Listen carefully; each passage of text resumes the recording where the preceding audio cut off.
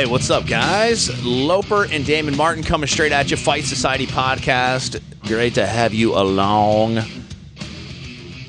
Today, we're going to talk about a lot of stuff. The Fox card coming up. John Jones, Daniel Cormier on pay-per-view in a week and a half. That's going to be exciting. So we're coming off a card this past weekend that a lot of people were sleeping on, and I wonder, to myself, I wonder if it's because of the whole Floyd Mayweather-Conor McGregor World Tour hype. You were live tweeting the entire event, all 4 stops. Damon Martin, you must be exhausted. Yeah, it was a long week covering the Mayweather-McGregor madness, and I actually tweeted out, I want to say maybe Thursday, it's like, how many people realize there was a UFC card this weekend? Like, most people are like, really? That's what got me thinking, man. I'm just thinking that, like... It was a Sunday card. It was during the afternoon. It was in Scotland. It was kind of a weird card to begin with, and it didn't really have a real strong lineup, to be honest, so it was like... But it was just weird that the UFC had a card coming up, and the UFC wasn't really promoting it. Like, they were just promoting the Mayweather-McGregor thing, which I get. I mean, it's a bigger event, I mean, let's be honest, than anything happening in Scotland, but it was just weird to see the promotion, the promotion who owns it was like way more concerned about the McGregor-Mayweather thing than they were anything going on in Scotland. But like I said, I get it. I wonder if that was on purpose, or if that, like, they just sort of took the steam. And, you know, maybe they intended to show more love to it, but just, you know, these 4 events that were just, you know, hyped and hyped and hyped, they delivered if that's what you wanted. If you wanted the over the top, like back and forth, you're a bitch, you are a bitch, I'm a old bitch, I got a polar bear coat on. You know, like, if you wanted all that, then you definitely got that for 4 straight press events. Yeah, it was a lot. It was, and you know, I mean, it's the whole point of this fight. It's the spectacle of it all.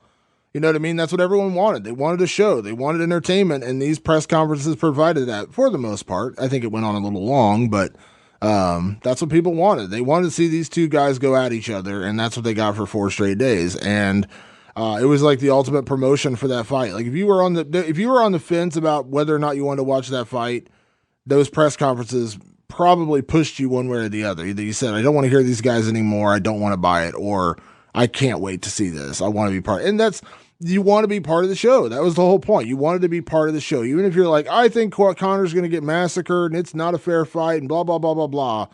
After watching them go after each other for 3 days or 4 days or however much you watched, everyone wants to see this fight. What about the underground rumors that Conor McGregor was knocked out in practice? I don't buy it. In training. I don't buy it. I don't buy it at all. One, I don't think I think he's sparring, but I don't think he's getting to that level yet.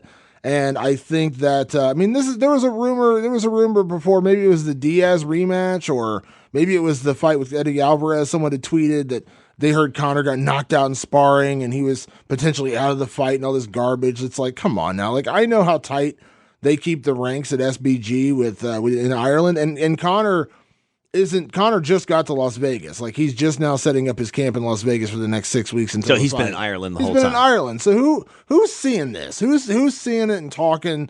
I mean, people, when you go in and do stuff like that, when you are part of a team like that, like, if you're being brought in as a sparring partner or whatever, like, people sign non-disclosure agreements, like, there's all kinds of stuff. So I have a high doubt that not only do I have doubt that it actually happened, but I have doubt that anyone really talked about it. I feel like this is someone just talking and either making something up, or somebody heard from somebody and somebody told somebody, and next thing you know, Conor got knocked out. But there's a lot of gossipers in the combat sports community. Oh, MMA people love to say, in the boxing community. Mostly just the boxing community. But no, it's so weird. We all gossip, and and that's how it gets around. And people, and then we read stuff on the underground, and people are like, dude, guess what I heard? Yeah, and it's like the telephone game. Like, you mentioned to somebody, like, I heard Conor got punched in sparring, and by the time he gets like the 10th person, I heard he got knocked out, taken to the hospital, and he has a serious concussion. But hey, here's a little theory. Is it coming from inside the camp to hype the fight? Could be just them putting out false rumors to get Mayweather thinking that, he's going to have an easy knockout or something. Money, team. Oh my God. Money, team. I never have to hear that again. It'd be too soon. It's just the way he was dancing. Damon and I listened to like the full version. Like the album version they cut for Floyd Mayweather. You're better off with the short version that they played during the press conference. It's so funny because, like, all the lyrics, they try to make it like a modern day rap song, Yeah. Hip hop song. So bad. Whatever. They call that, it's so funny. I interviewed Ice-T like a month or two ago, and who, by the way, is like the nicest and most down to earth dude ever. Go buy the new body count record. But is that still a thing? Body count, dude. It's the most thing ever. Like he is killing it out there. Oh, good for him. He's got a new record out. Wasn't he part of like Law and Order? It's called like All Lives Matter. But isn't he? No, I'm saying the TV show. Isn't he on Law? Yeah, hell yeah, he's on Law and Order, dude. Yeah, that dude's straight putting it down. Gets every piece of paper that's laying around. He's good like, for him. Where can I make some money? I'm going to go over there and make some money. Good for him. Yeah, Ice-T's getting it, man. But he calls it mumble. I think that's what it's called, mumble rap. Yeah. And he's just like, dude, he's had feuds. Remember when he had the thing with Soulja Boy? Soulja Boy going back and forth. Which, by the way, what's up with Dougie Fresh, man? Is that the only person they could get? Oh my God, that was so painful to watch. I mean, I don't disrespect, but I don't dislike Dougie Fresh, but that guy was dying 1,000 deaths up there on stage. For like he was doing cover songs, and then he was just like. Did he do his own song? I don't think he ever did. I don't think he ever did. I don't think he ever did his own song. Maybe he did. Man. I don't know, but it was bad. Weird. It was so bad. Like he came out dancing to September by the Isley Brothers, or no, Earth, Wind and Fire. Excuse me, Earth, Wind and Fire, and then he starts doing like all these. Do you remember this track? Do you remember this? And I'm like, what the hell is? It's like what is you're going driving on? down the street with him. Yeah, like what are you doing right now? Like they had so many. Like that one, they had who was the guy that did the first day? They had. Well, Drake was in Toronto, and then you're talking about in Los Angeles. Yeah, who did they had someone come out and rap for that one too? Or it was just like, what are we watching? No, it was just some random person. Everybody was like, who was that? There was a named person at one of the events. Besides that, I can't remember who it was. But anyways, yeah, and then Drake showed up at the Toronto show, which is hilarious because he's obviously from that area and he's from Canada. But yeah, it was just like bizarre. Like it was just such a different type of press conference than anything most UFC fans are used to watching, because there were like no questions and answers. Yeah. It was like a spoken word rap battle is what I called it. Like that's the best way I can describe it. It was literally like a spoken word rap battle. Like they would just go out and insult each other for 15 minutes and then they'd face off. Like, it was just the most bizarre. I don't know. Swiss Beats came out in New York. Yeah. Afterwards, and he said some crap about Timberland or something. I don't know. And then I think in Los Angeles it was like some no-name guy. I feel like there was a name guy. I feel like there was. But anyways. And then in Toronto, though, look, the most unfortunate thing was that Drake didn't perform. Like one of Drake's dudes performed, and it was so weird. Like he was rapping along with the track, but like he wasn't doing the whole thing. Well, he wasn't supposed to be there. Like Drake just showed up. Like he's a fan, so he like showed up. What is this? Fast Times at Ridgemont High? But he's supposed to be here today. Like what? He just showed up because he's a fan. I guess he's a Conor fan, so he showed up to support Conor. I guess so. All right. I met Drake once. Really? At a UFC event. Yeah. In Toronto. Damon and Drizzy. Yeah. I'm not a Drake fan though. Who's the guy who's on the Showtime broadcast? Give me the lineup of the guys. That, obviously Brendan Schaub. Well, they had the first day was Mara Ronaldo, Brendan Schaub, and Paulie Malignaggi. Is the other guy. Paulie Malignaggi is, first of all, super awesome. That guy's great, man. I mean, like I could watch that guy talk about everything. Like he is. What do you have? Chemistry. Paulie Malignaggi. He's just going to break that down for us real quick. But the cool thing is, I thought Brendan Schaub getting a shot. He did a great job. There's a lot of Schaub haters out there, but I thought he did a great job.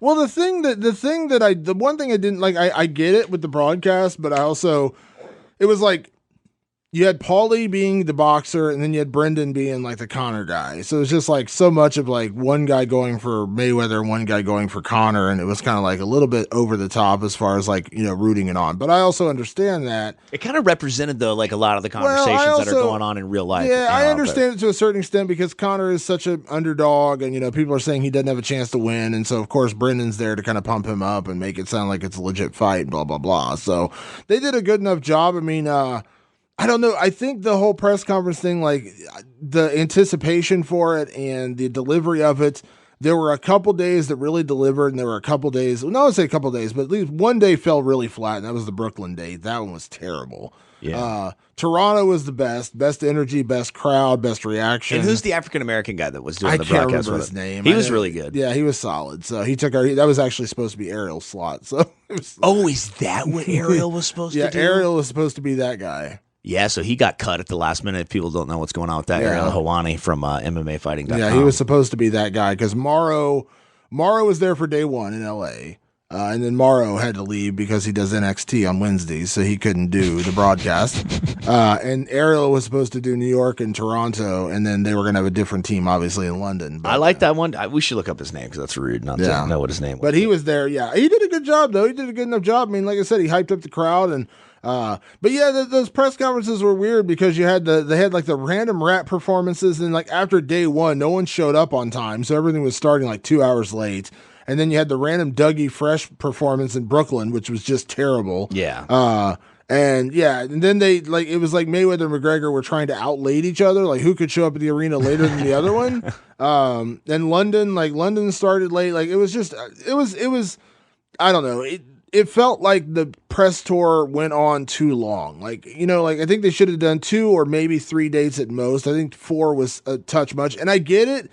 Because when you do like a quote unquote world tour, you want to give everyone from kind of like all corners of the globe to a certain extent a chance to witness it in person. But in this day and age of the internet where everything is broadcast and live streamed, you're going to have people kind of judging each event. And when it's 4 days in a row, it just felt like a bit much. Like I felt like 3 days would have been enough. Maybe do New York, LA, and maybe do London or something like that. But I think you just get carried away. You know what I mean? Like you think it's going to be. The weird thing is I thought like. If they did it like UFC style, and you can speak to this a little bit, like, you've been at a million different press conferences, but the way they do it with the UFC, like where there's like the guys are sitting down, there's usually a table present, somebody's moderating it, whether it's Dana or whoever, and the 2 fighters are sitting at the table. And then they can talk all the trash they want. Conor McGregor and Jose Aldo did that all over the world, right? Did they do 4? How many did they do? They didn't. I can't remember how many they did. It's close to that, right? They did a bunch, yeah. They did a bunch. So...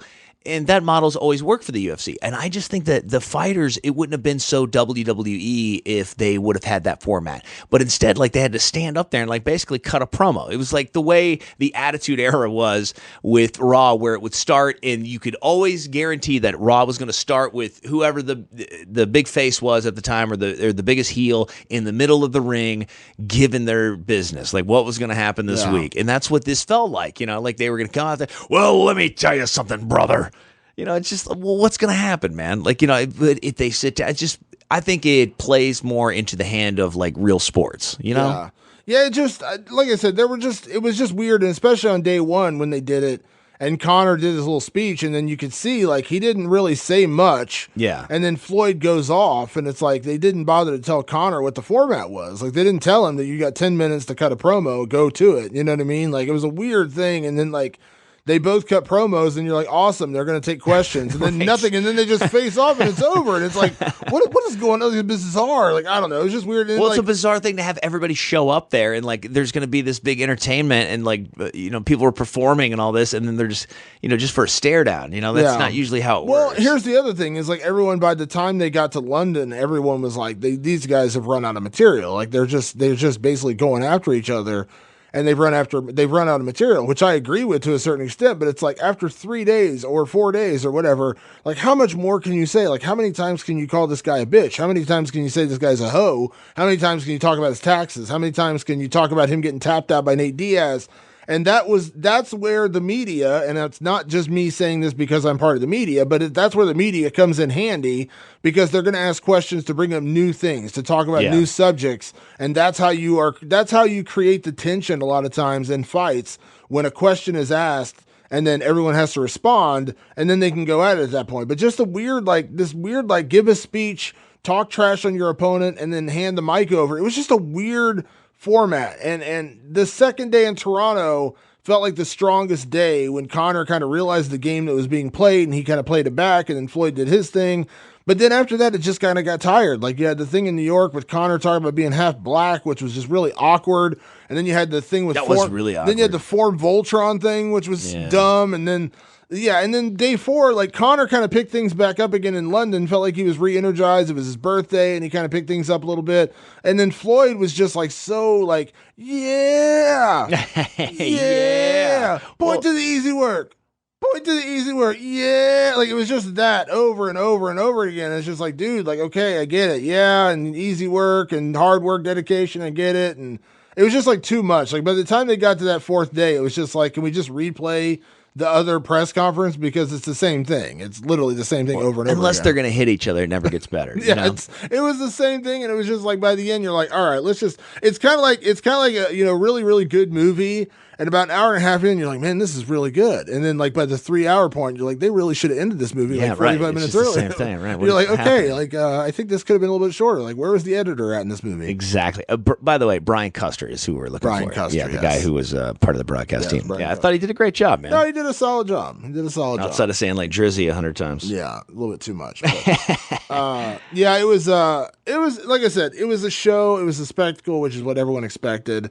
There were some boundaries crossed a little bit. I mean, Conor talking about the whole being half black thing was a touch over the line. Floyd Mayweather throwing heat dropping the homophobic slur on Sunday. And by the way, I've had a lot of people hit me up on this one when they said it's just a word and, it's a fight promo. They're not, English majors. They're, insulting each other. And I said, I get that. I understand that. I can comprehend that. But here's the problem.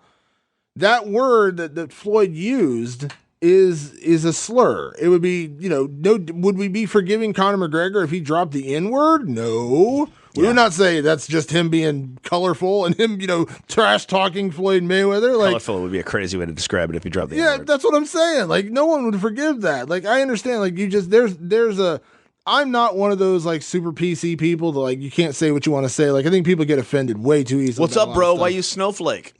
But like, there are certain words that you just don't say. You can't say. You shouldn't say. And I think Floyd would probably be the first person to admit he shouldn't have said it, or at least I'd hope he'd admit he shouldn't have said it.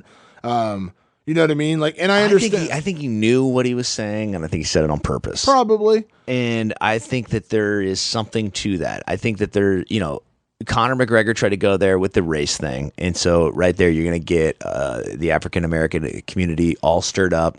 You're going to get people, activists that are, standing up for free speech, saying, hey, you can say whatever you want to say. You know, those people are going to get stirred up. So that's Brooklyn.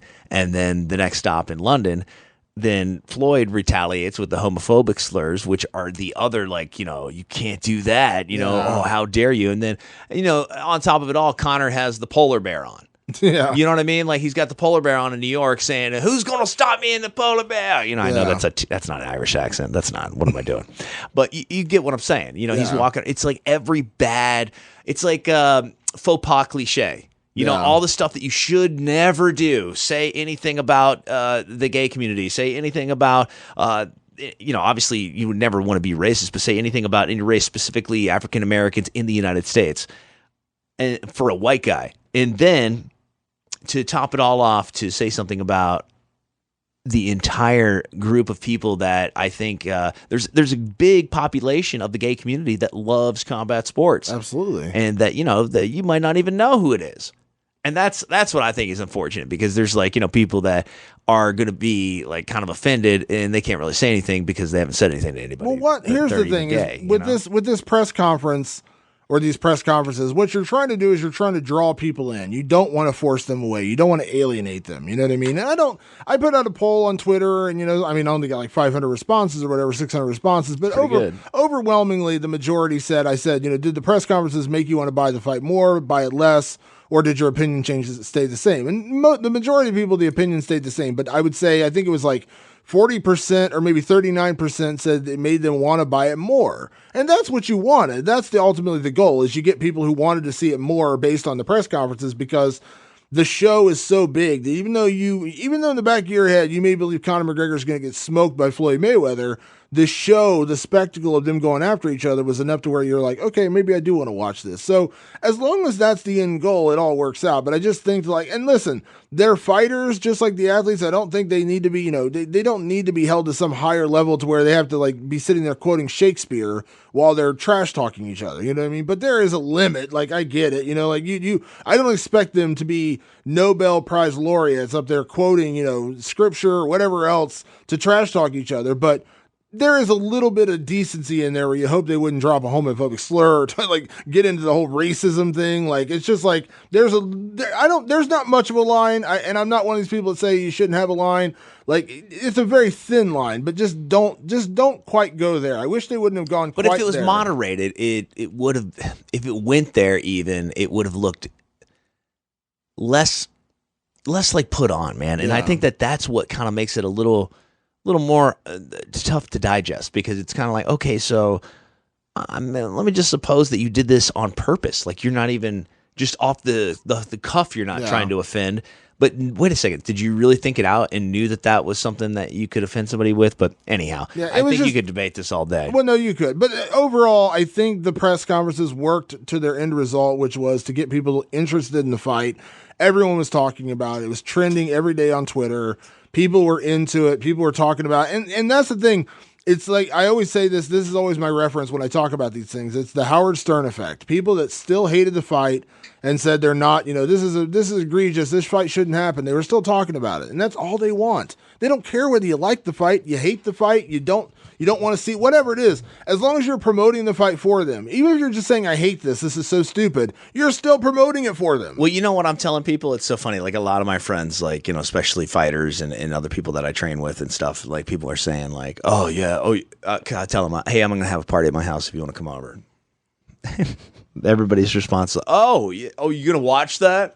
I'm like, you know what? Just come to my house and you can watch it there, and you could say, like, oh, well, I went to Loper's and, like, well, he had it, so, I figured I'd just check it out with, like, one eye or so, so let me be your scapegoat, okay? Because you know what? I'm not afraid to stand up and say, I'm ready for this fight. I'm ready for the challenges that Conor McGregor presents to Floyd Mayweather, and I think that some of the challenges are going to be significant. I think early. I think, if Conor McGregor can establish and get those ring jitters out of his head, which we've never really seen him have in the octagon. I mean, even like from the first fight, I mean, like he's been pretty game and comfortable in there. I would love to see what, the first couple of rounds bring, because, man, that's where the excitement is. As we get deeper, I think the chance that Conor could gas becomes more and more and more. Yeah, the longer the fight goes, the more it favors Floyd Mayweather. That's his deal. Yeah, but you know what? And like I said, I did a couple of interviews over the weekend with people talking to me about the press conferences and everything, and I said ultimately, the fight. Yes, the fight matters. Of course, this is all leading to a fight, but this is not even the same kind of fight that Conor against Diaz was, where, Diaz stepped in late notice, he choked out Conor, and then they do the rematch, and the trash talk was all about the fight. This is all about spectacle with these guys. This is about the spectacle, and why people are going to watch this thing is because they want to be part of the spectacle. They want to see the walkouts. They want to see the first couple of rounds. Can Conor hit him? Can Conor do this? And the result of the fight, it matters, of course it matters, but ultimately this is about the show, and everyone wants to be a part of the show. I mean, it's just like, remember back in the 90s, and this is showing my age a little bit. Do you remember when Titanic came out? Yeah. Okay. Do you remember how Titanic was sort of supposed to be like a factually based movie, but then it turned into kind of like a romantic movie, whatever it was. So it wasn't like Titanic, the story of Titanic. I remember when that movie came out, and everybody went to see it.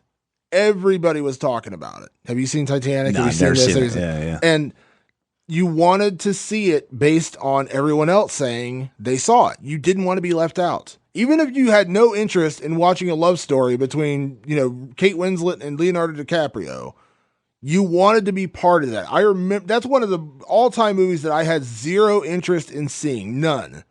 But everybody was talking about it, and you felt left out of the conversation a little bit. And there's always going to be those cool people. Oh, I'll never see it. Like that kind of stuff. Right. But 95% of the population wanted to be part of that conversation. Even if you saw it and you said, man, it was terrible. That was the worst movie I've ever seen. You wanted to have an opinion on that movie. That's what Mayweather-McGregor is. You may hate the fight. You may think it's stupid, but you don't want to be left out of the conversation. And that's what this fight is about. You do not want to be left out of this. When August 27th rolls around, and let's just say Conor McGregor knocks him out, pulls off the upset, knocks out Floyd Mayweather. Do you want to be the guy or the girl who said you didn't see it happen live? Yeah, because that's lame. And by the way, I'll be your scapegoat, okay? Come on over. So Chris Weidman, Kelvin Gastelum. I know that Kelvin is going to be. I say Kevin. Kelvin is going to be on the show today in just a few minutes. But this fight is interesting, man. This is live on Big Fox, absolutely free. Saturday night. Yes, and it's got Dennis Bermudez on the card. You got Pat Cummings fighting Gian Vellante, also or Gian, depending. Vellante, yeah. Yeah, I think he says Gian, doesn't he? I think it's John. I think it's John. Maybe we call him John and he goes by Gian. I don't know, but I think it's John. Yeah, I think it's the way Did you see the video? Thomas Almeida. Did you see the video? Yeah, Thomas Almeida, Jimmy Rivera's great fight. Did you see the video that Chris Weidman posted about a month ago of him and John Vellante dressed up as Hulk Hogan and the Ultimate Warrior for his kid's birthday? Oh, that's sick. His kid's like a huge WWE fan. So Chris Weidman and John Vellante dressed up as Hulk Hogan and Ultimate Warrior and had a backyard wrestling match. Oh, that's awesome. For his son's birthday. Did his son have any idea who they were supposed to be? Oh, yeah. No, he's a huge fan. Like, Ric Flair sent him a happy birthday message. Come on. Dead serious. Is that right? Yeah. Ric Flair's the best, man. Yeah. When he's sober, but no, he said, but yeah, so Weidman gets like the Dad of the Year award for that one. But he's taking on Kelvin Gastelum, and that's 3 straight losses for Weidman. Tough matchup, man. Kelvin Gastelum's the real deal, man. He looks really good at middleweight. Well, this will be the ultimate test, but Chris Weidman is such a weird case. You know, this is a guy who beat Anderson Silva, the best in the world, and then has just failed ever since. He's not. We're talking about boxing. I don't want to put him in the same realm as like a Hasim Rahman or Buster Douglas when they pull off a big upset over a champion and then they're never able to duplicate that same level of success, because Weidman did have some success. He beat Vitor Belfort. Sure. He beat Lyoto Machida.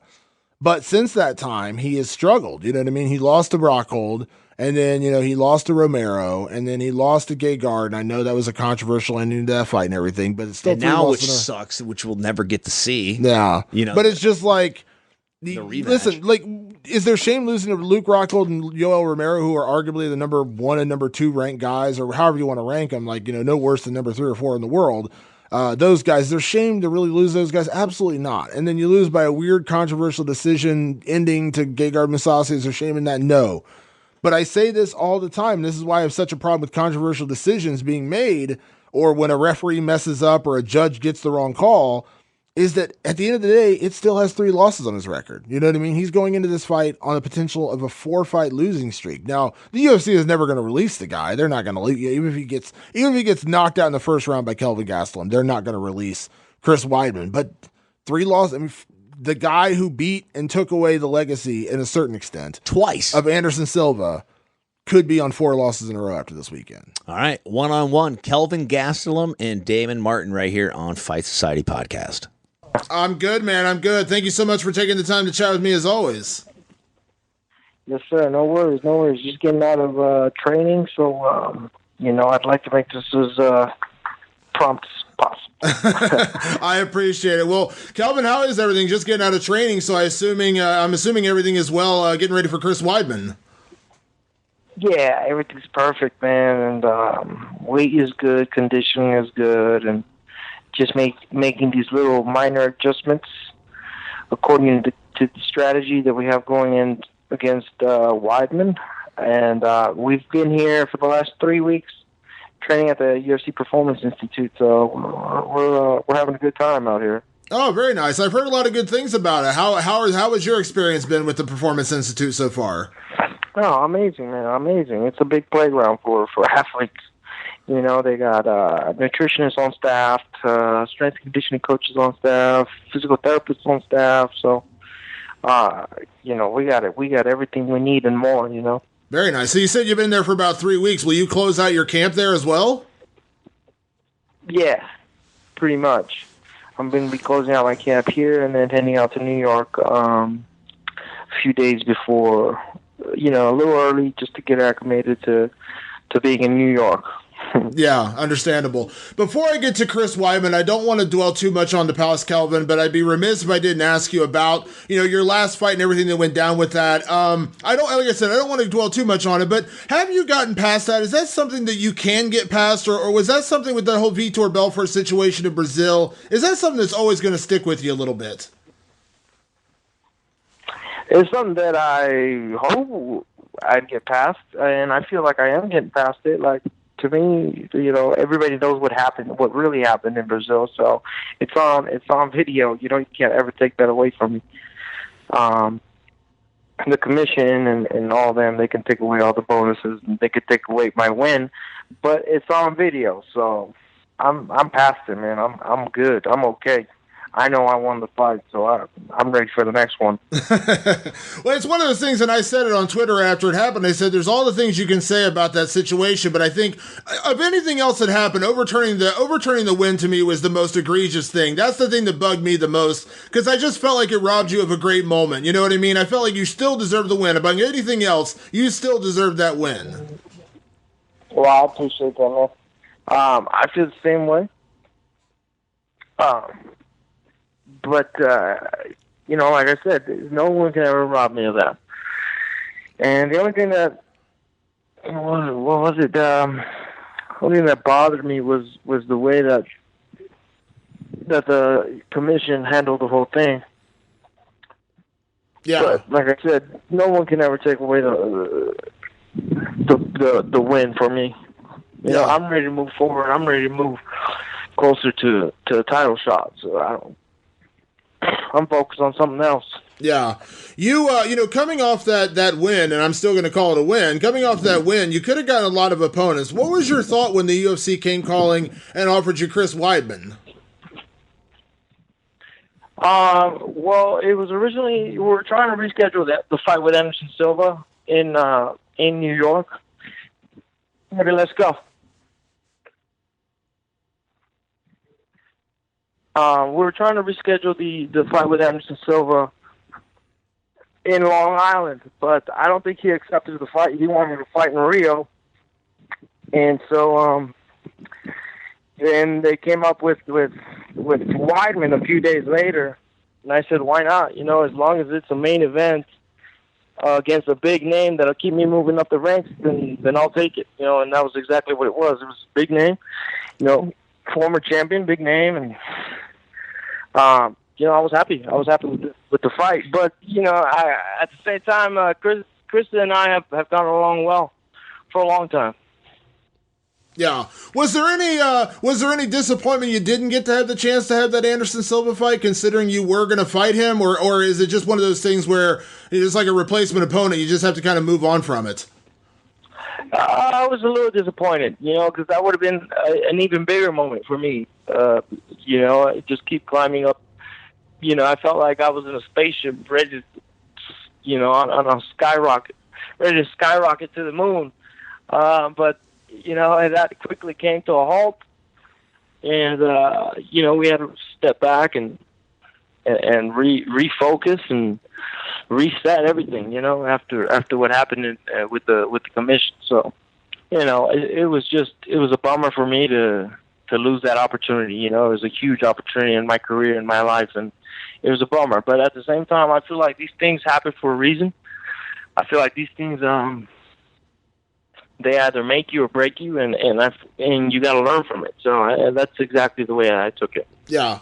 What are your thoughts, Kelvin, on Chris Weidman coming into this fight? Because he's currently on, a 3-fight losing streak, but not in the way that you would typically imagine. I mean, obviously, he had the title fight with Luke Rockhold, which was a battle. He had the, early opening against Yoel Romero, and then he got caught late. And then the controversy a little bit with Gegard Mousasi. I wouldn't look at Chris Weidman and say he's the typical guy on a 3-fight losing streak, but I want to ask your opinion. What have you thought of Chris Weidman in his most recent performances?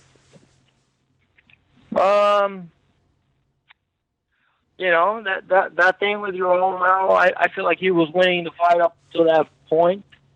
And then what happened with Mousasi was just a weird series of unfortunate events, I feel.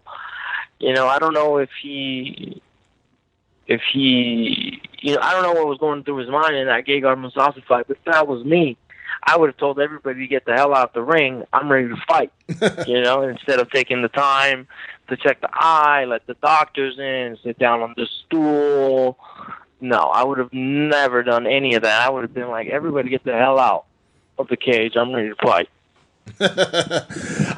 With that being said, one of the things Chris has done, so much in his last few fights is he has gone back to his wrestling. Maybe he got away from that a little bit, but he has gone back to a lot of his wrestling. Now, we know you also come from a wrestling background. I mean, how confident are you, if Chris Weidman does come out there and try to out-wrestle you?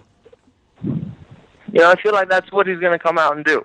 But I'm confident in my wrestling abilities. I don't have the wrestling pedigree, or not the wrestling pedigree, but the accolades that he does, All-American and whatnot. But I'm very confident in my abilities and my skill set as well. So I have no problem whether he comes out and wrestles. I feel like I can out-wrestle him. I feel like I can outbox him. So I have no problem wherever the fight goes. I'm very comfortable. I'm very confident in my skill set. Yeah. I know you've talked numerous times about, fighting at middleweight versus fighting at welterweight. Now you've been fighting at middleweight a little longer with your last couple of fights. How much better, how much different do you feel like? Do you feel like your body has really adjusted and kind of taken to life as a middleweight now? Oh man, I'm loving it. I'm loving it. I'm much happier. I'm not struggling. I'm not dying. I'm not just keeping myself from eating food that I like. I'm keeping it pretty moderate, but I'm a lot more happier. But I still have my eyes set on that welterweight gold. Eventually, I don't know when, but I feel like eventually. I want to go back down and fight for the title.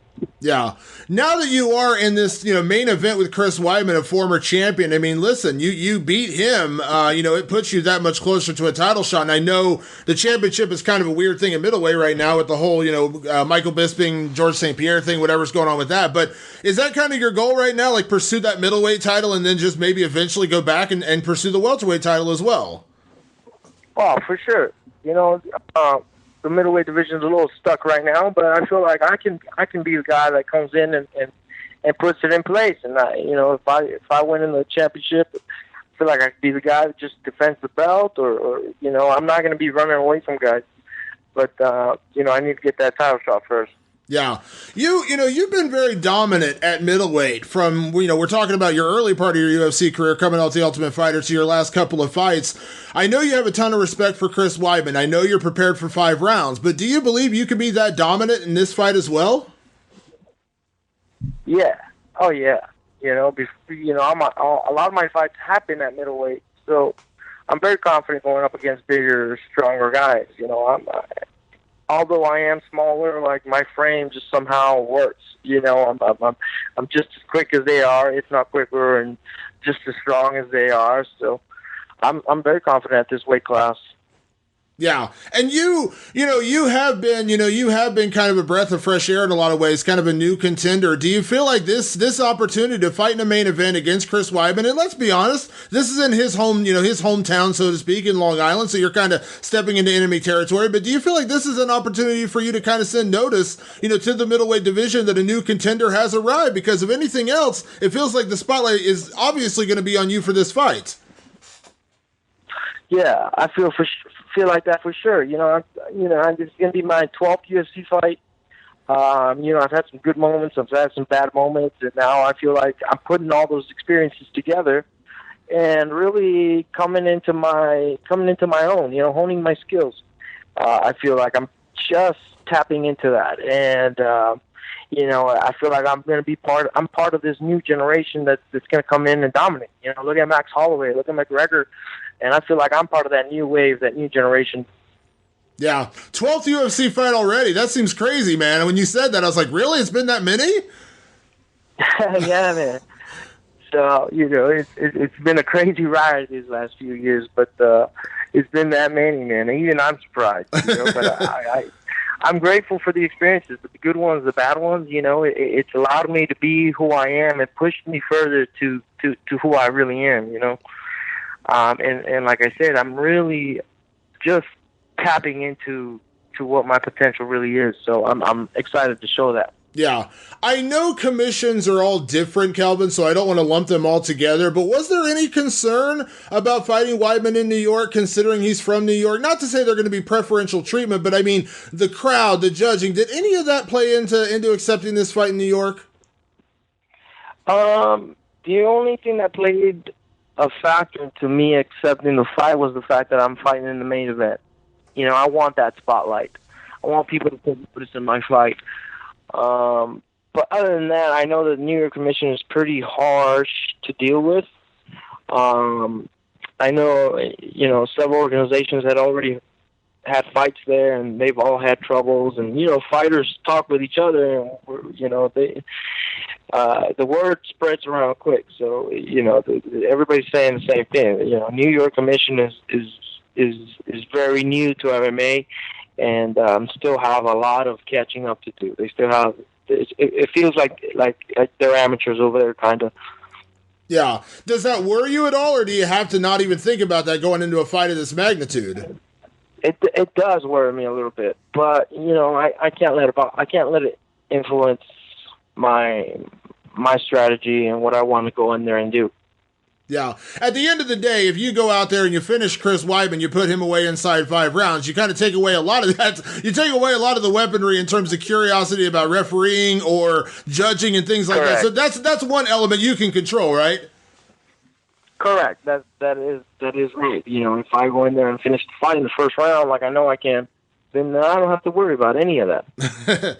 My last question, Kelvin, I never like to look too far ahead, and this will probably be a better question after July 22nd, but I'm going to ask it anyways. What does a win over Chris Weidman do for you? Because I got to feel it puts you right in position in that title shot. I mean, you got Mousasi, you got Rockhold. Mousasi's not under contract right now, so it's kind of hard to put him in that same conversation, but you got Rockhold, obviously Romero Whitaker, you got Bisping. I mean, it feels like it puts you right where you want to be, to where maybe you're, one fight away from a title shot? Is that wrong to assume?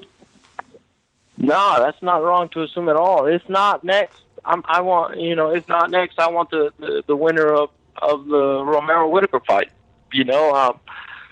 I feel like that could very well be my next opponent if I win, or when I win. But yeah, Rockhold's coming off a loss. I'm not going to fight him. Souza's coming off a loss. I'm not going to fight him. Mousasi's not even in contract. So I feel like, why not me be next? Yeah, I think a win over Chris Weidman in his hometown, that makes a pretty big statement right there. Yes, sir, and I plan on it. So I'm excited to showcase what I offer to the middleweight division. Absolutely. Well, Kelvin, it's always a pleasure to catch up. I really appreciate the time. Safe training. Enjoy the Performance Center, man. I look forward to seeing you back in action in just a couple weeks' time. Thanks, Damon, very much, and I appreciate you taking the time. All right, talk to you soon. Talk to you soon, buddy. Bye-bye. Bye-bye. We got to talk about the event from this past weekend. I mean, live in Scotland. Yeah. Sunday. Glasgow, ladies and gentlemen. I felt so bad because I was really excited for the fights, but Game of Thrones was last night, so I was of two minds. I was like, all right, are the fights going to be over soon? Because I want to watch Game of Thrones. Well, it's exciting, man. I mean, everything about it was exciting. Game of Thrones. I hate Sunday. I can understand. I hate Sunday fight cards. I hate them. Sunday is I don't really take days off from work, but Sunday is kind of my day to decompress from the week a little bit. Even when we have a big Saturday night event, and I'm working till 6 a.m. on a UFC 213 or 214 or whatever card it is.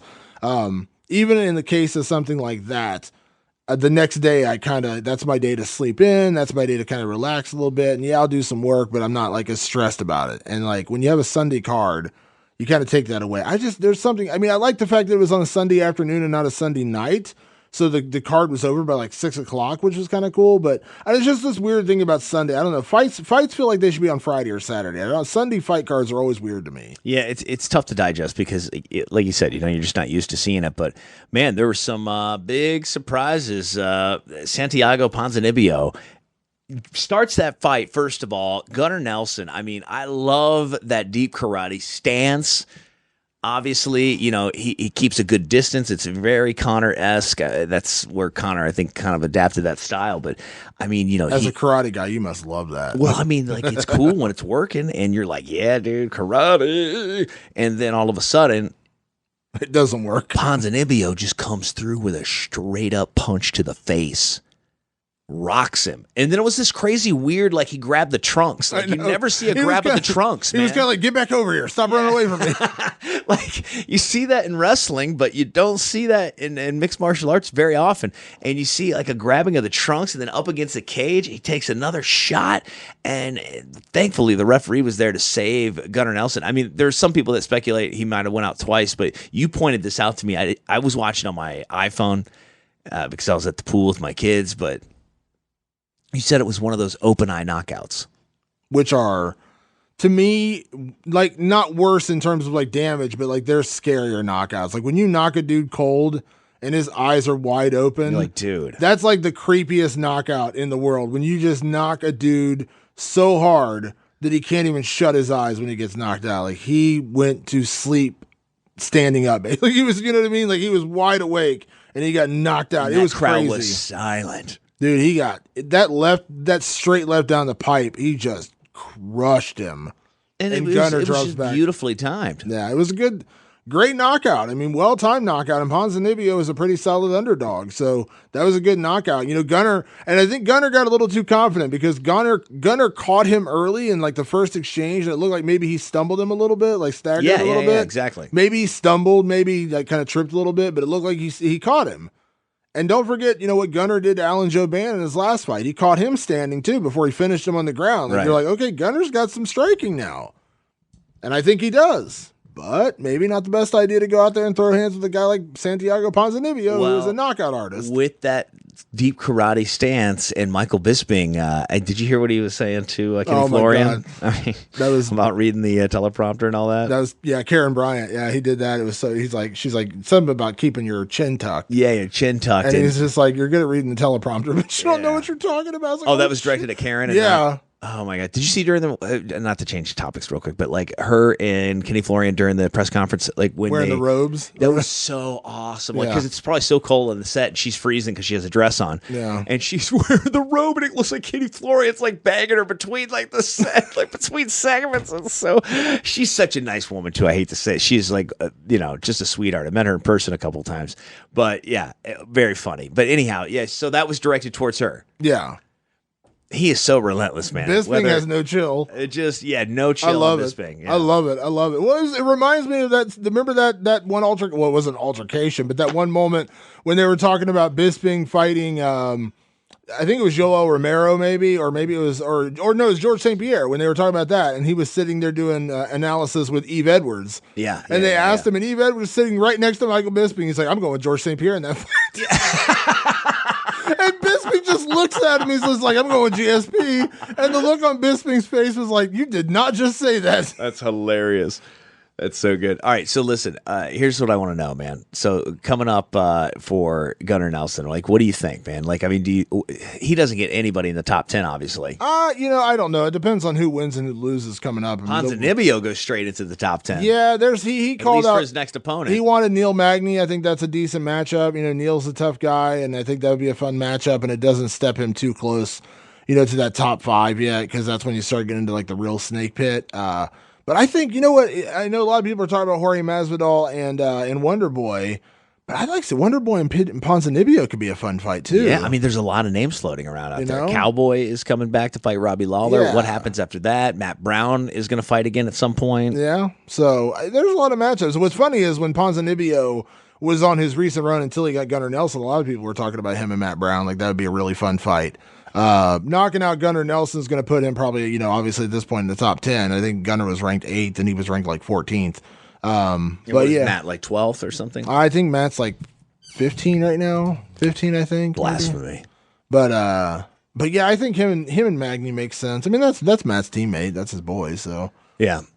I'm sure Neil Magny would jump on the chance to fight him. I mean, and there's other matchups. Talk about Ponzinibbio. Yeah, there's other matchups out there for him. I mean, you could put, if you really want to that might be a guy that could tie Ponzinibbio up, though. It's a weird thing because you want to give the guy, like when you have a big performance like that, you want to give him I want to say favorable matchup to win, but you want to give him a favorable matchup to make it a fun fight. But at the same time, like there's no easy way around it that he's going to run into some tough matchups. And, like, obviously, I don't think he's going to fight Colby Covington because that's his teammate. They're both an American top team. But, like, Kamaru Usman, who I think is one of the best prospects the welterweight division has right now, tremendous grappler, tremendous wrestler. That's like the anti-Ponzinibbio guy, you know what I mean? Like, do you throw him to an Usman? But is Ponzinibbio a black belt in Brazilian Jiu-Jitsu? No, I don't think so. No, I don't think so. I don't think he wants to mess around with Usman grappling either way, dude. Usman is a beast. Yeah. Well, on the ground. But that's what I'm saying. Like, do you want to Do you want to throw him into a fight with a wrestler like Usman, who will almost undoubtedly look to take him to the ground and beat him up? Or do you want to give him a matchup where you have a chance for another highlight reel knockout? It's a weird balancing act because it's like, because like they were trying to make Justin Gaethje against Kevin Lee. Now, stylistically, that's not a great matchup for Gaethje in terms of how Gaethje's style is always going to be exciting, but Kevin Lee is not going to go out there and just throw hands with this guy. He's going to look to take him down. He's going to look to take his back, and he's going to look to choke him out. Now, Gaethje is a former Division I All-American. He just rarely uses his wrestling. He just goes out there and slugs it up. Going to be on the Ultimate Fighter? Yeah, him and Eddie Alvarez are coaches. And what do you think of that? I get it. A lot of people were like against it, saying like this guy just came off a huge win and now you're going to saddle him with the Ultimate Fighter for the next few months. But here's the thing. He had a war with Michael Johnson. I'm talking like toe to toe. I mean, there's no way he walked away without a couple, brain cells being sacrificed as a result of that fight. Give the guy some downtime. Dude, and guess what? Michael Johnson up. But give the guy some time, and guess what? Now he's still being promoted. He's going to be on the Ultimate Fighter. It's a big season. The flyweight women's title is going to be decided. What does a guy get paid for something like that? I don't know. Does he get something comparable to a fight? They get money every week. Yeah, they get money every week. So he's good. Yeah. And he's in World Series of Fighting, but I mean, how much money we make it over there? Well, here's the thing. If you put Gaethje, let's say Gaethje fights in July. Let's say he sits out for the next 4 or 5 months anyways, because that's about typical for a fight. You don't typically book your next fight immediately after the other one, especially when you go through a war like that. Yeah. So let's say he fights in like October, November. It's a month later. He's fighting in December against Eddie Alvarez, and it's going to be like a main event or co-main event at worst. He gets a former champion. He gets his name in the spotlight a little bit from the Ultimate Fighter. He gets to go in there and coach and kind of get his exposure from that. So I don't really have a problem with it. I never saw the problem with it to begin with. But going back to my original point, Eddie Alvarez is a more favorable matchup for Justin Gaethje's style than Kevin Lee. Now, that doesn't mean Kevin Lee is necessarily the better fighter, but Eddie Alvarez is kind of like Justin Gaethje. He has a wrestling background, but he typically doesn't wrestle anybody. He goes out there and looks for the knockout. And so Gaethje versus Alvarez is a tremendous fight. The underground king. Versus Kevin Lee, who would have more than likely gone out there and tried to take down and out-grapple Justin Gaethje. So it's like with Ponzinibbio. Do you want to throw him in there with an Usman or one of those guys who will almost assuredly try to take him down and tap him out? Or do you want to throw him in there with a striker who may not be as highly ranked, but you have a chance for another highlight reel knockout? It's a weird thing because I get both sides of the argument. Gaethje undefeated, man. 18-0. That's crazy. Yeah. Gaethje's the beast, dude. That is ridiculous, man. How did he stay off the radar for so long? Well, he was with World Series of Fighting, and he definitely was on the radar at that point, and he was getting paid really well over there. Was he really? Yeah, he was making. What's getting paid really well? I think he was making, with his win bonus, he was making about $100,000 a fight. Really? Yeah, 50 and 50. Wait a second. Yeah, you know what? I read something like that. It's probably one of your articles. Yeah, 50 and 50. He was making, and then for this last fight with his bonuses, he made $300,000. So I mean, he's not hurting for cash. But he made a good coin in the UFC this time around. Well, that's what I said for this last fight. But what about in World Series of Fighting? He was making 50 and 50. He's making $100K. All right, so this fight he made 100 and 100. So he doubled his money coming to the UFC. Plus he got 100K in bonuses because he won fight of the night and knockout of the night. So he got an extra 100K, which that's not guaranteed, obviously, but still 300K for one fight. Not a bad day's work for your first fight in the UFC. But yeah, Gaethje's going to do the Ultimate Fighter with Eddie. Like I said, I don't have a problem with it. A lot of people were kind of bitching and moaning about it. And I was like, the Ultimate Fighter is not a very good show anymore. It's not. I would like to see it, be a better show, though. How do you think that's possible? Depends on how you want to do it, because the purest MMA fans are going to hate this idea, but I've said this for years.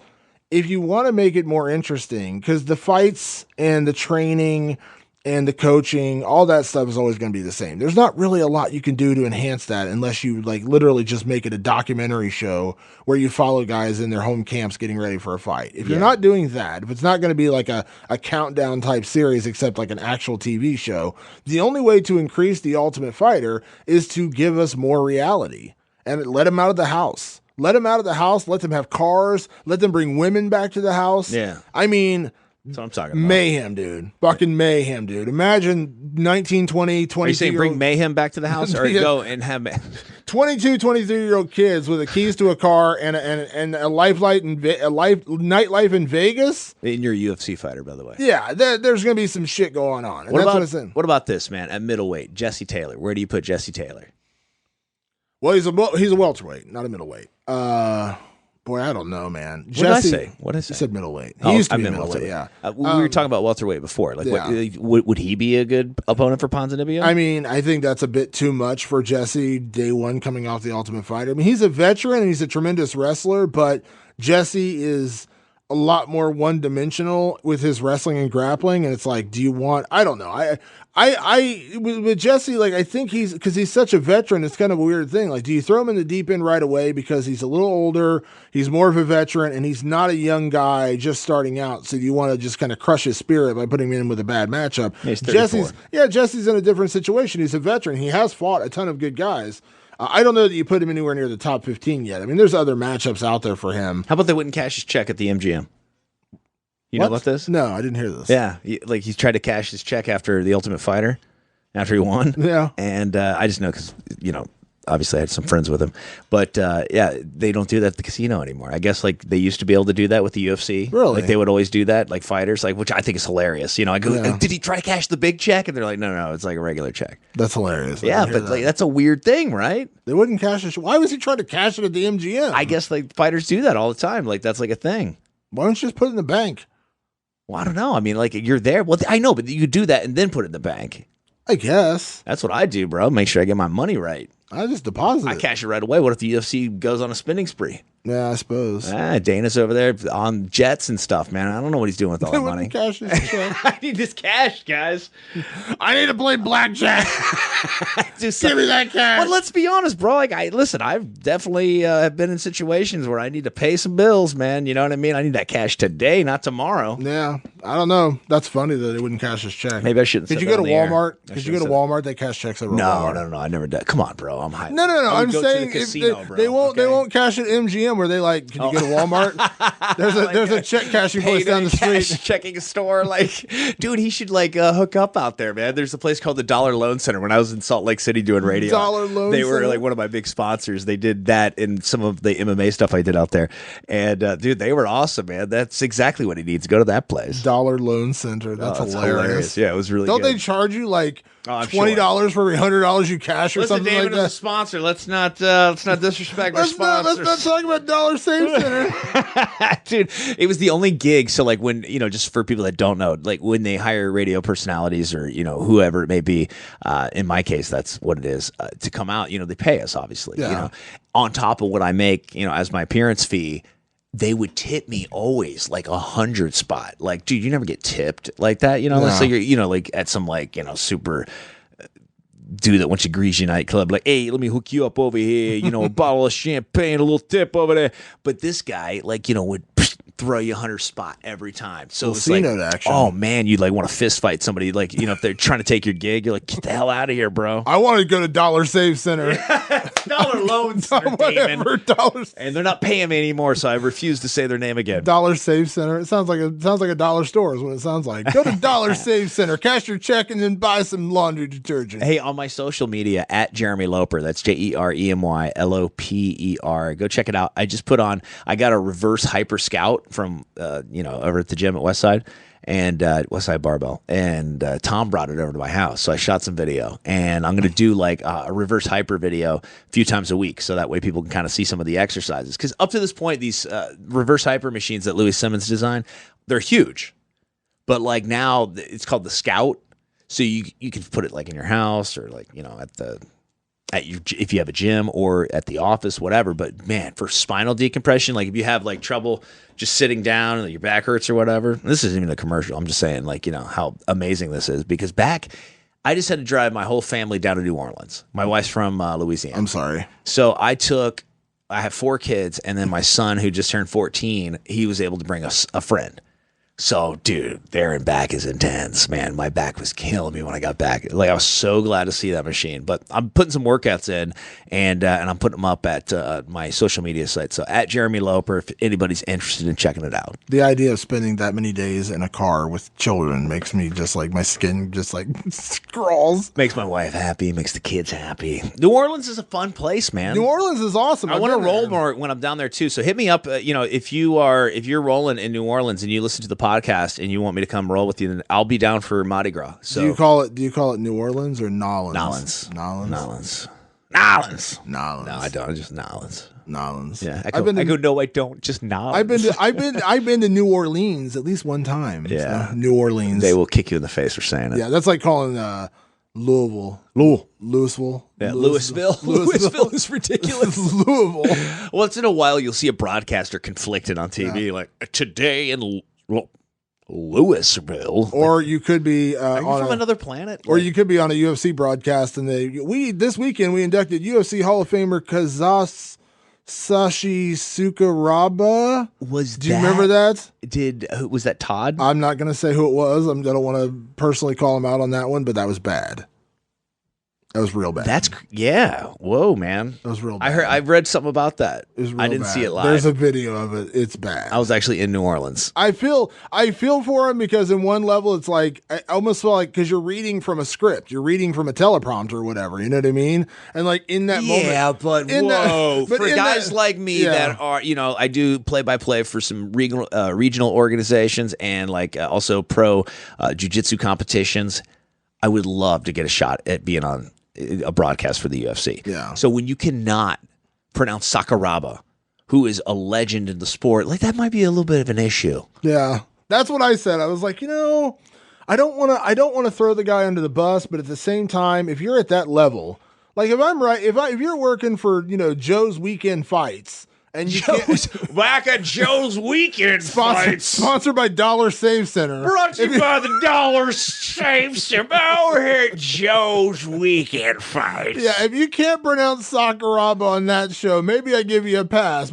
You better know how to pronounce Kazushi Sakuraba. That's all I'm saying. Yeah, you better know it's Royce Gracie, not Royce Gracie. Okay, I'm just saying there's certain things that you can't mess up at that level. Oh my God, it is so crazy. I mean, it's almost unbelievable that it even happened, right? Yeah, and that's what I said. I feel bad for the guy because I'm quite sure at some point in the last 12 years that I've been doing podcasting for mixed martial arts, I have butchered someone's name on more than one occasion. The first time I ever said Khabib Nurmagomedov or I remember the first time I interviewed Darren Uenoyama, I just butchered his name. So I'm quite sure I have butchered names in the past before. Yeah, but it's not somebody getting inducted into the UFC Hall of Fame. Yeah, that was just such an awkward moment where it's just like Kazashi Suka, and it was literally sounding it out. You know what I mean? Sounding. That was the problem. You didn't say Joanna Jędrzejczyk and you mispronounced her last name because Jędrzejczyk is a tough name to pronounce. I get that. Yeah.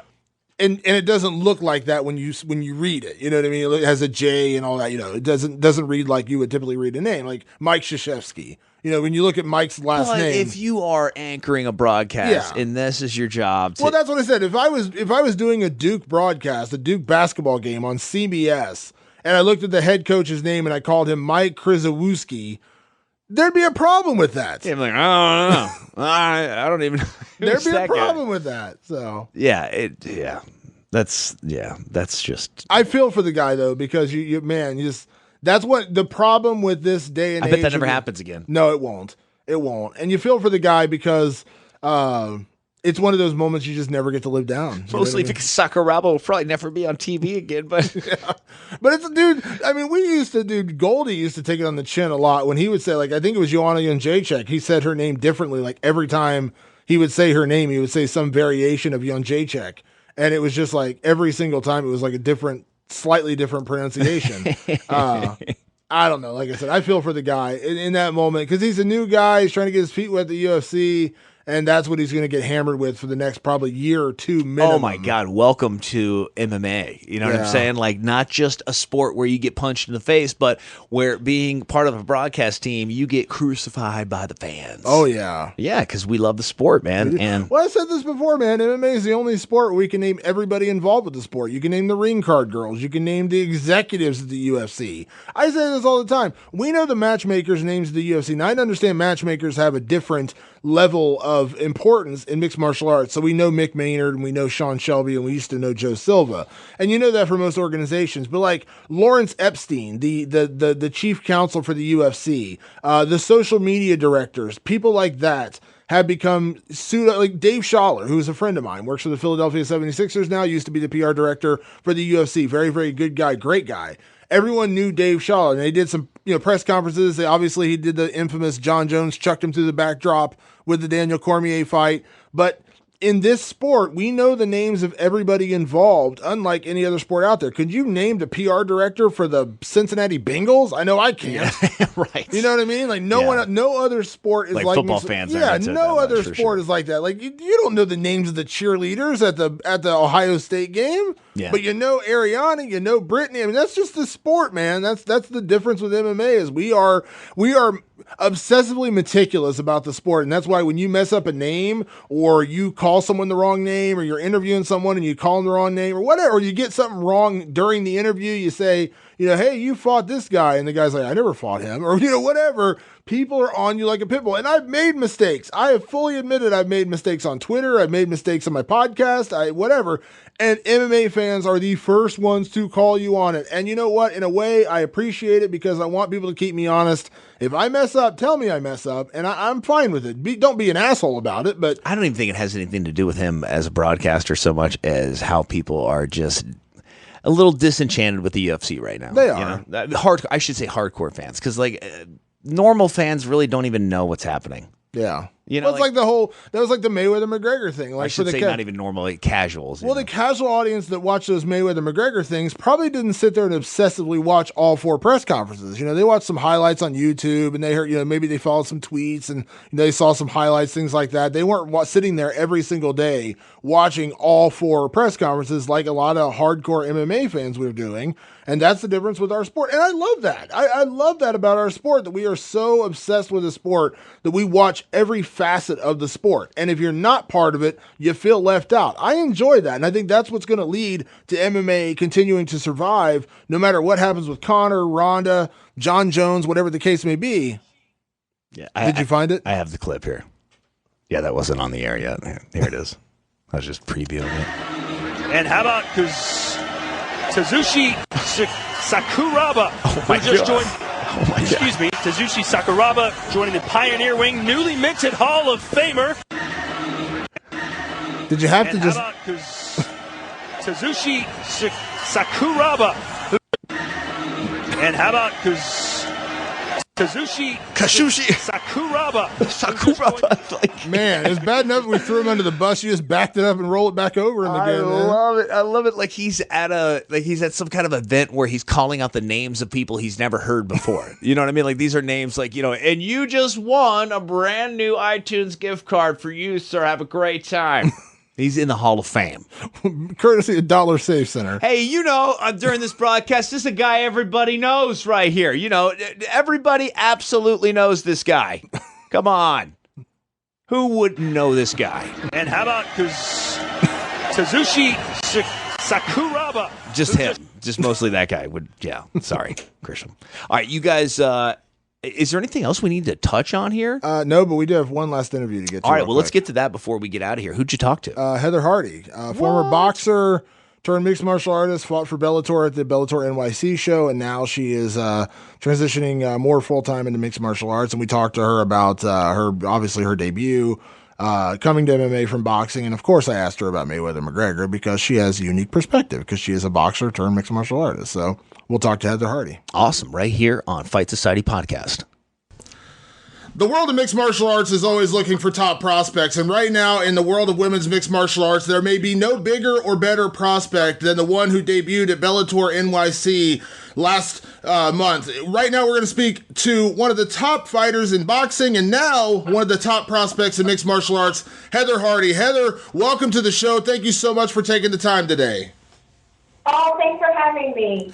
So, Heather, it's been a few weeks since the fight. I know you loved it. You soaked it all up that night. But kind of give me a sense now, a few weeks later, how are you feeling about that mixed martial arts debut? Oh, my gosh. I mean, I took a week off and then was right back in the gym because, just like with my boxing, when I had my first fight, it was great to win, but I knew I had so much to improve on. So I was super eager to get back and start training and learning new tricks. Yeah. The funny thing is that night in New York City, there were two prospects everyone had their eyes on. Now, I don't want to disrespect James Gallagher because he was also one guy, but he had a little bit more on the radar. But it was you and Aaron Pico. You both had, that kind of debut pressure for your first fight. Now, nothing against Aaron Pico. He was in a tough spot. Obviously, he came up short. How did you feel that pressure? Because I know you've gone through boxing, but mixed martial arts is a different animal.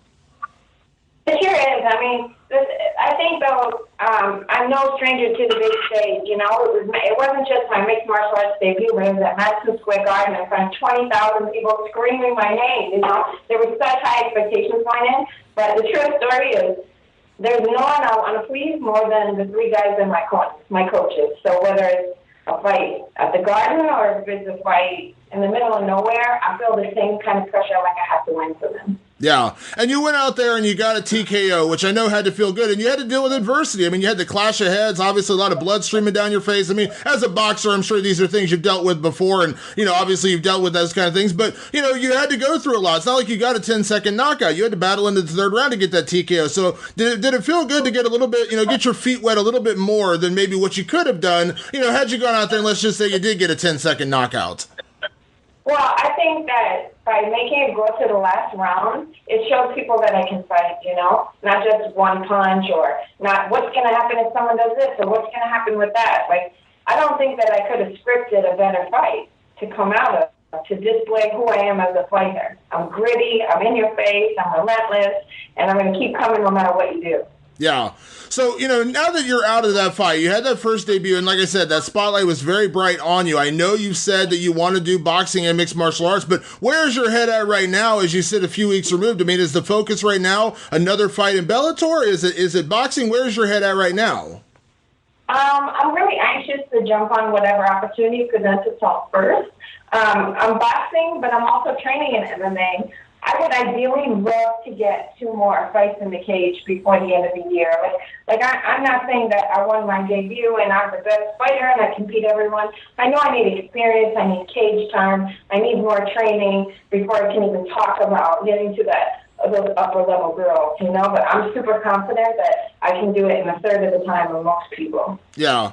Unlike a lot of women's fighters from, let's say, a decade ago or maybe 15 years ago, you have choices now in your career. I mean, now, women's mixed martial arts is huge in the UFC. Invicta FC is out there. Obviously, you were signed with them briefly. That's an all-women's mixed martial arts organization. World Series of Fighting, now Professional Fighters League. They've dabbled a little bit in women's fighting. And, of course, Bellator. Having your first fight in Bellator, Heather, do you feel like you made the right choice with the promotion that you chose, where you're going to fight? I couldn't be happier with the whole experience. I mean, the team behind me was amazing, working with each individual department. I mean, it was honestly like, when you're worried about going to a new job, how everybody's going to treat you, and everyone was so sweet. So I honestly am really hoping that they'll have another fight for me soon. I'd love to do another fight with them. Yeah. One thing I applaud Bellator for when it comes to their prospects is they do give you a chance to grow and evolve actually inside the cage. We've seen it with Michael Page. We've seen it with some other fighters because when you're, so early in your career, you shouldn't be fighting the number one fighter in the world at 125 pounds right now. Let's just be completely honest. I mean, do you feel like that's going to be a helpful thing that you will have time to grow and evolve while also, getting that fight experience?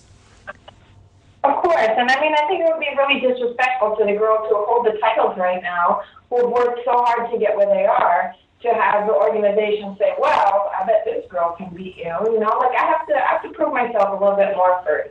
Yeah.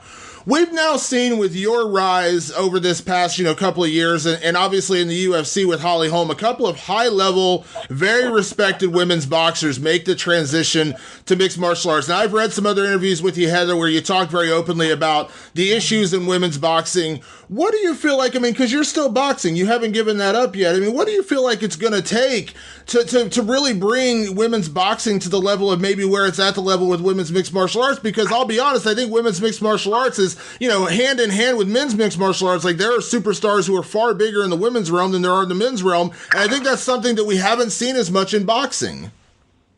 Yeah, I think what it is, you hate to always refer back to Ronda Rousey because the UFC has had tons of champions and tons of really talented girls, but she's the most notable. I think we can agree on that. Dana White really took a chance on her, and he put her on a really highly publicized, a card where he expected a lot of people to be watching. And my big thing this whole time in boxing was like, look, I boxed on the undercard of Porter Thurman. I think they had 1.25 million viewers. Had you put Heather Hardy on as the co-main event before Porter Thurman, you think people would have turned off their television sets? It's a matter of exposing this female talent to the general public, and boxing is so reluctant to do that. Yeah. Is it disheartening at all when you're looking at your career choices going forward that, here you are talking to, another mixed martial arts guy, you had so much attention on your mixed martial arts debut, and you haven't had that attention as much from boxing? I mean, does it, I don't want to say leave you jaded at all, but I mean, does it kind of make you think, man, maybe I should, focus more on the mixed martial arts, considering, that they are giving me the respect I deserve? 100%. I mean, it's like if you have a job and you love your job and you love what you do, but everyone at your job treats you like shit. And then you go to a new job that you didn't think that maybe you would like as much as your old job, but everyone is so nice to you and they pay you more and they treat you better. And it's like, what other job? Why would you want to go back? I love boxing, but boxing doesn't love me back. And am I saying, am I going to give up on it? Hell no. I love it too much, and I have too many goals. Like, there are belts I still want to get, girls I still want to fight. So I'm not saying that I'm going to give up on it, but I think that boxing is really going to have to present me with an opportunity that makes sense for me to want to do it. I mean, I'm training MMA 6 days a week now. Yeah. I'm putting on the gi and I'm kickboxing and I'm, just doing sparring. I'm traveling to Philly with my team. Like, I'm really serious about improving and getting another fight in the cage as quick as I possibly can. Yeah. I had this conversation with Misha Tate a few weeks ago where we talked about, there's a real push in the world right now, and I think rightfully so, about not only women's equality, but pay equality, things like that. And I don't want to turn this into that conversation necessarily, but, she mentioned to me that what the UFC and Bellator and other organizations have done is they've kind of given the model for sports and maybe employment in general of how women should be not only treated, but also treated equally to their male counterparts. Having come from boxing where, let's just be honest, it hasn't been that way. I mean, outside of maybe Layla Ali and maybe Ann Wolfe to a certain extent, there really hasn't been that same level of respect and equality in boxing. I mean, did you feel that with mixed martial arts? Because you come from that side, so you felt both of them now. I mean, I think at my press conference, I had said that to somebody that, MMA isn't just like better than boxing. It's almost better than any sport where women are involved, where women are treated equally. And I think it's because it's like a younger generation of free thinkers who are running these promotional companies, people saying that women have a lot to bring to the table, whereas you have these same guys at the head of the boxing organizations who were there when Layla Ali and Christy Martin were boxing and there wasn't a lot of competition, and they're neglecting to respect that 25 years have passed and times have certainly changed and we are evolving. And, it's really sad because I can probably name off 10 women, female boxers who are technically better boxers than me, who've been fighting a lot longer than me, who you've probably never heard of. Yeah. Well, I think it says a lot that, Holly Holm, who I've known for many, many years, was, considered one of the best boxers of her time, but she was, kind of under the radar. And now, considering what she's done with her mixed martial arts career, she's one of the most well-known names in all of sports, much less mixed martial arts. And I think you had that same charisma and that same talent. And I got to imagine it's feeling good that you are being paid respect and also the spotlight. Let's be honest. I know it's about, it's about fighting and winning, but listen, you got to make a living at this, and you got to have people paying attention to want to watch you fight. So it seems like mixed martial arts has kind of adopted you and said, hey, if boxing isn't going to treat you well, we'll take you. We'll absolutely take you, and we'll make you a superstar. Yeah, and you know what? Heather the Heat Hardy is ready to say, okay, All right, you twisted my arm. Now, with that said, as I said, the expectations are always going to be high because of your history, because of your pedigree, undefeated, all the things you did in boxing. But how do you want to evolve? You said you want 2 more fights this year already, which I think is a strong statement in and of itself. But where do you put yourself? 2 years from now, 3 years from now. I mean, do you think about those things in terms of championships, in terms of building an undefeated career and doing kind of duplicating what you did in boxing and mixed martial arts, or do you start fresh and kind of take everything new?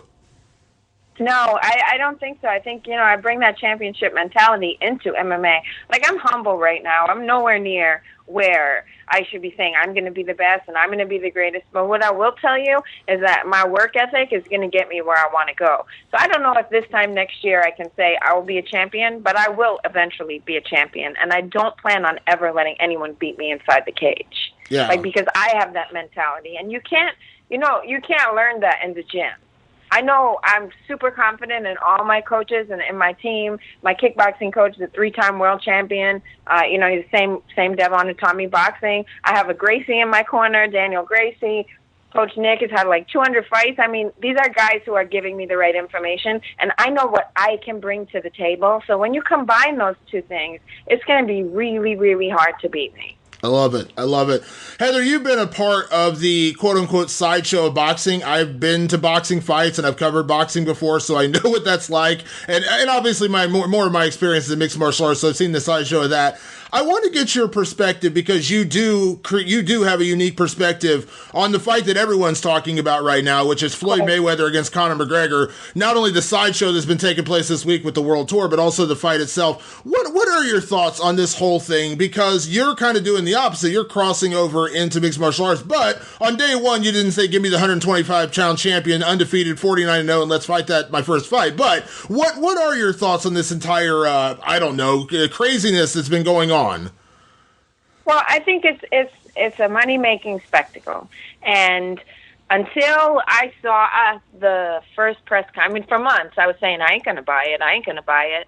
And then I watched McGregor roast Floyd at the press conference, and I thought, oh, my God, I can't wait for this fight. I mean, McGregor won the press conferences hand down every day and twice on Sunday. I mean, he was just so good. And I'll say this, too. If they got in a fist fight on the stage, McGregor would kill him. He just knows how to do too many things. With respect to what I know about boxing and what I see that Floyd knows about boxing, with respect to all the guys that Floyd has beat, I mean, McGregor just doesn't know enough. Is he tough? Is he strong? Mayweather just knows too much stuff. So, like I had a chat with Austin Trout about this a couple weeks ago, and he's a guy who has trained a little bit with mixed martial artists, but obviously he's a championship boxer. Right. He said ultimately he's just like, listen, I know mixed martial arts guys are different, and I boxed them before, but I just don't see I don't see any way Conor wins this fight. Do you feel the same? No, I certainly do, and like. When I made that statement, I got so much hate mail off it. And like, I really want to reiterate, not because Conor isn't tough. It's not because Floyd's going to knock him out on brute force. It's because boxing is a science. It's a science that Floyd Mayweather has down so good that 49 men have tried to beat him, and none of them were able to. Some of the most top contenders. Canelo Alvarez was frustrated in there, and he's probably one of the best boxers out right now, Yeah. I just don't see him having enough knowledge in the science of boxing to beat him. Yeah. But at the same time, as you said, these press conferences and Conor being Conor has made you want to buy the fight. And I think that's ultimate. That's really what they care about, right? As long as you pay the $100. Look how much they're selling tickets to these press conferences that are like, they packed the Barclays Center. There were more people who paid to watch the two of them have an argument on stage than probably paid to watch the Berto Porter fight 2 months ago. So they're making money in every big city in the world. Everyone on the planet is going to buy this fight. I mean, it's a win-win. It's a business. Christy Martin said a long time ago, as soon as one ticket is sold to a sporting event, it stops becoming a sport and it becomes a business. And the both of them know how to drive this business. Yeah. Well, I think in your own career, Heather, you're showing that you are a smart businesswoman because you saw the opportunity in mixed martial arts. And I think you have a ton of potential to become a real superstar in this sport. And especially after the debut you made and the attention you got, I'm sure you're feeling that. I'm sure that you are feeling that this is a sport and you want to be the best, but this is also a business. And you have a rare opportunity to cross over and become a true superstar of our sport in mixed martial arts. Oh, thank you so much. And I really believe that I can and I will. I love it. Heather, thank you so much for taking the time today. Hopefully we'll speak again once your next fight is booked. Again, congratulations on the win a few weeks ago. And again, thank you for taking the time today. Thank you, Damon. I'll talk to you soon. All right, talk to you soon. Bye-bye. Bye. All right, guys, that's going to do it for us this week. It's Jeremy Loper and Damon Martin. We will be back. Make sure you subscribe wherever you are listening to this. If it's on iTunes, man, and give us a good rating. It helps our standing with iTunes, and also you can comment on our YouTube channel. And, say whatever you want, man. Yeah, we have a new iTunes address now. You can find it. Just search Fight Society. On Libsyn.com is also where we're hosted at, which is the same place that hosts Mark Maron's podcast, Joe Rogan's podcast. So we're in with the good folks. Awesome. And then obviously on YouTube, we're on YouTube. And check us out because we're going to be doing these each and every week, even now as I leave for vacation tomorrow. I had to get in and do this podcast. Yeah, you're going to Comic-Con, right? I am, San Diego Comic-Con. I cannot wait. And then when I come back, we got to talk about Jones Cormier. Sakuraba. I heard he was going to be there, actually. He is. He's going to be at the Dollar Save Center booth at Comic-Con. Sakuraba. He's going to be at the Dollar Save Center booth at Comic-Con. Saving Grisham's ass. That's what he's going to be doing. Oh, my God. I'm guessing Grisham will not be on our show next week. Oh, I'm kidding. You know what I mean? You got to take it in stride, bro. You've got to be able to laugh at yourself. You have to. Yeah, Trust me, I've done it.